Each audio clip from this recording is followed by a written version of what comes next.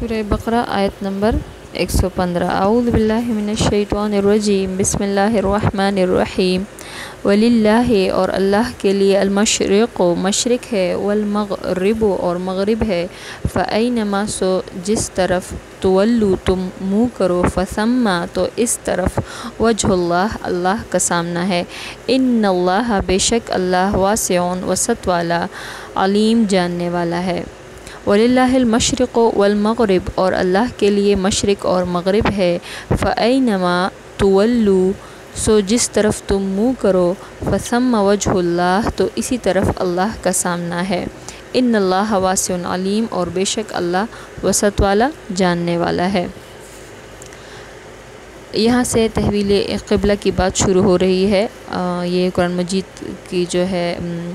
قرآن مجید میں جو بحث آنے والی ہوتی ہے آگے، تو اس بحث کو ایک فاصلے سے شروع کیا جاتا ہے، ذہن کو تیار کیا جاتا ہے، لیکن اس بات کو چھوڑ کر، اسی بحث کو چھوڑ کر دوسری بات کہی جاتی ہے۔ تو اللہ پاک یعنی صرف مشرق اور مغرب کی طرف نہیں ہے کہ قبلے کی طرف ہم نماز پڑھ لیں، بلکہ اللہ تعالیٰ جو ہے، اللہ تعالیٰ نے جو عبادت کرنے کے لیے ایک خاص جگہ قبلہ مقرر کیا ہے، تو اس کا مقصد اجتماعیت ہے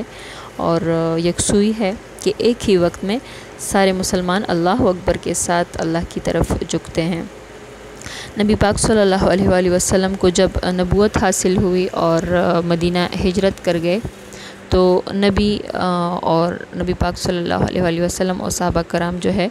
نماز پڑھتے وقت بیت المقدس کو رخ کرتے۔ بیت المقدس جو ہے یہ فلسطین کا ایک شہر ہے جس میں مسجد الاقصیٰ واقع ہے،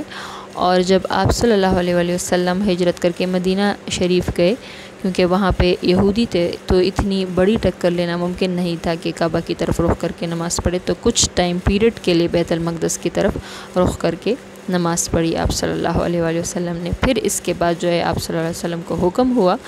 کہ خانہ کعبہ کی طرف رخ کر کے نماز پڑھی جائے۔ اب جب بنی اسرائیل سے امامت کا منصب لیا گیا، یعنی سارے پیغمبر انہی کے نسل سے تھی، اور سارے پیغمبر اور یہ مسلمان قوم تھی بنی اسرائیل، تو اللہ رب العزت نے ان کی نافرمانیوں کی وجہ سے ان سے یہ منصب لے کر محمد صلی اللہ علیہ وسلم کو نبی بھیجا پوری دنیا کے لیے۔ یہ پورا قصہ پوری ڈیٹیل میں جو ہے پارہ نمبر 2 میں آئے گا، لیکن اب مختصراً یہ کہ پہلے بنی اسرائیل اور امت